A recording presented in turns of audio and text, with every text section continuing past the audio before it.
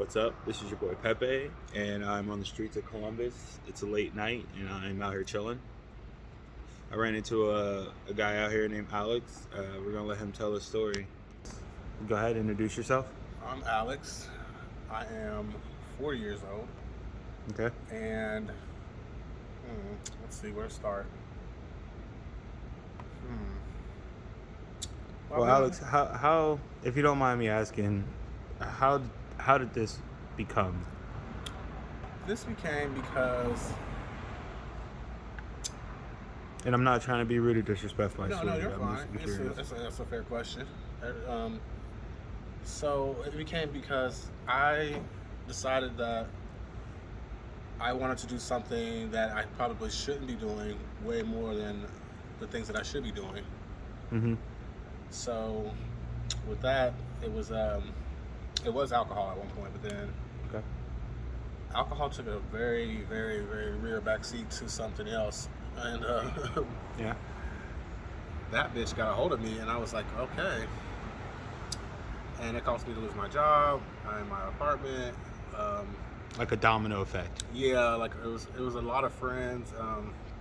Not anything like I had fallouts per se, but it's just when they aren't privy, or when they aren't in the same lifestyle that you are in. Understood. You don't really run in the same circles anymore. So, Yeah. and that kind of sucks. And They say people change every 7 years. every 7 years. Yeah. Yeah. Like they change every 7 years. Hmm. It's like I've never heard that one. Yeah. Actually, that might be kind of fun. So how long have you been out here on the, I've been out here like off and on, but Okay. which I guess isn't too bad. But right now, I guess I'm off, and I've been out here since 2019. Oh, that's rough. So the end of 2019, yeah. Did the pandemic hit Well, you pretty hard? 2020 is when I was technically homeless, didn't have a place. Yeah. Did it hit me hard? The pandemic was great. Yeah. I thought it was great. Well, tell me about it. In what aspects? My lifestyle didn't change. Uh-huh. I didn't change what I did day to day. None of that changed. There was money abundantly. There were resources everywhere, and it was just like Trump checks were like falling from the sky. Yeah. It was awesome. I thought it was great. People got sick and they died, which was not good. But I mean, Well, with all the evidence that's coming out, do you think it was a scam from the get-go? do I think COVID was a scam? No, I think COVID was a real thing. I just think that COVID was mishandled a lot.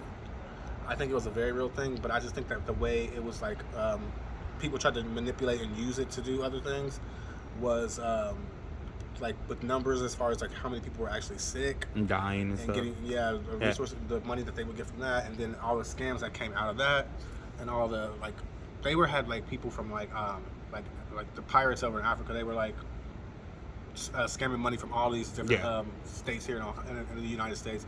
All that. Well, money. Africa had like one of the lowest rates of COVID, and they didn't take the shot.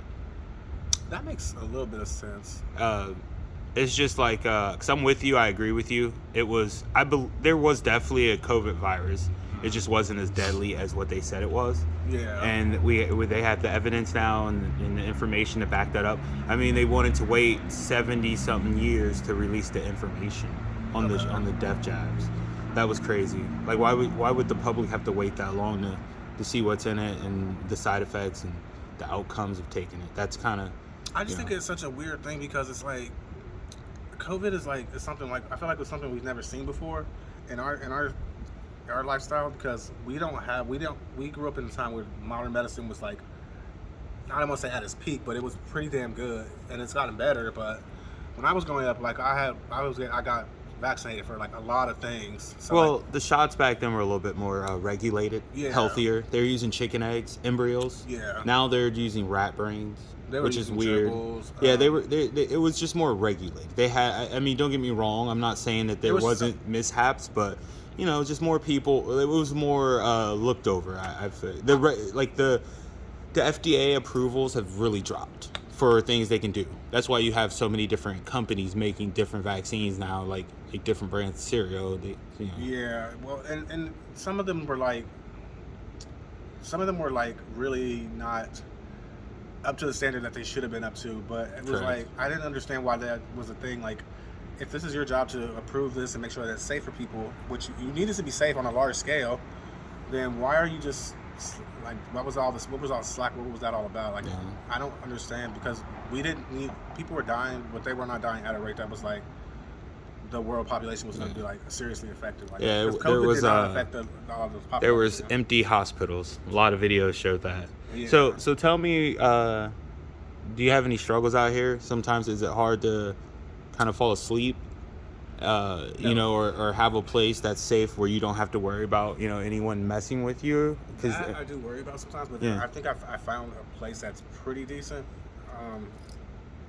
It's in a good neighborhood. Okay. Have you ever gotten to any altercations with any, just, you know, any others? I've not gotten into any altercations with anybody. I've had a lot of mishaps with people where they my biggest concern about people out here is that they will just try to like they'll steal the enamel off your teeth if they can. Yeah. And it's like you think you have met some people that are cool, or some friends or something like that, and you're kicking it in and everything's cool, and then all of a sudden your shit's missing, and it's like, yeah, I know I had it.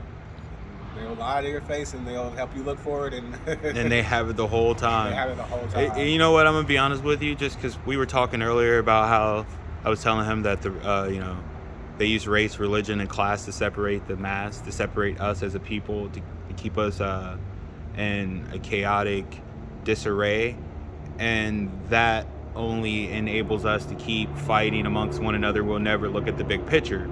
So, you know, that happens amongst middle class, poor, because I've met the people do the same thing, and it doesn't, you know, I'm just saying, it's crazy that we still deal with the same things in our own elements, no matter our situations. I'm just trying to get to a point where I'm just like, I'm trying to take like the lessons I learned in life, because like when COVID first started, I had a roommate that didn't inform me of all the things that was wrong with his living situation. Like, he wasn't being able to keep the house, there wasn't heat in it and stuff like that.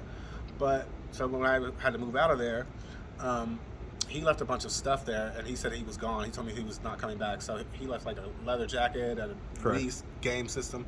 So I'm like, well, I need some money, so I'm going to sell it online if he's not coming back for it.